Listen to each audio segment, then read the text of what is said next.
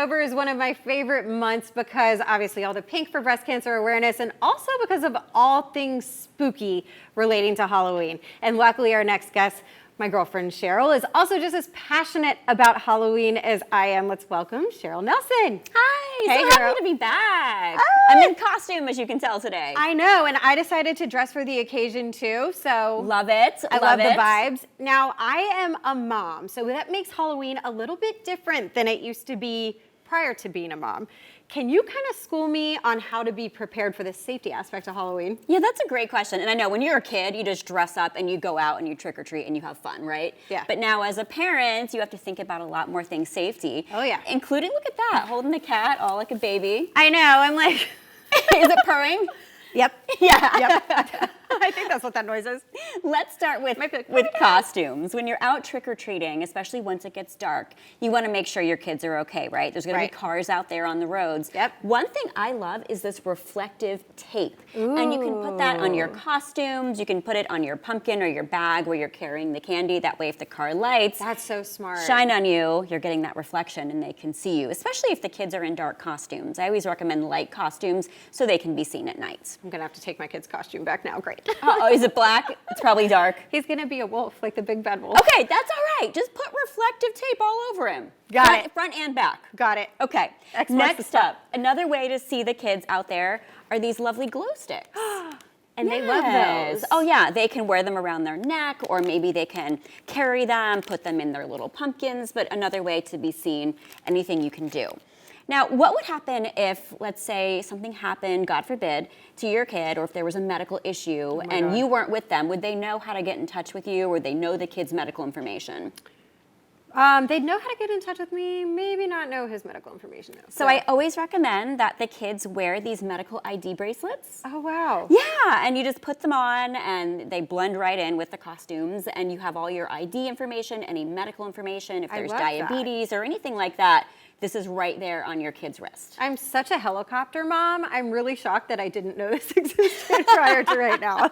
I gotta tell you, you can find everything online these days, so you still have time to order it. Okay. If it's cold, hand warmers, toe warmers, another great thing to have for your kids. Yes. Now, what about the candy? When you get home, you probably go through all the candy with your kids, right? Right. How do you know what's safe and what might not be safe? Okay, that was one of my questions for you because you hear people talking about, not safe candy, but what's the deal with that? Okay, what do you think? I'm gonna give you a quiz. Reese's, are these safe? Not for my kid. Okay, do they have peanut allergies? No, he's 2, so it's a choking hazard. Ah, smart. Okay, what about for kids who don't have choking hazards or can eat peanuts? Safe. Yes, right? Because it's a sealed bag. Right. Yeah, so you're good. What Okay. about the Skittles? I'm gonna guess those are safe too? Another Okay. sealed container. What about Smarties? Oh, no, not safe. I never thought of that. Yes, because anybody can open them up and put whatever they want in them. Ooh. Here, you want some? I Yeah. promise they're safe. Yeah, girl. You trust me? I guess. Since I ate 'em. Only because I saw you eat one first. All right, so those, and what about Tootsie Roll? I feel like it shouldn't be safe because it's openable, but it's one piece. So you It's kind of one piece, but they could still do something to it. So All right. Tootsie Roll, if you trust your neighbors, you're probably fine. But Okay. if you're going to unknown places or getting candy from unknown people, you never know. So just Okay. keep that in mind when you're going through everything. By the way, this is a box of candy for you.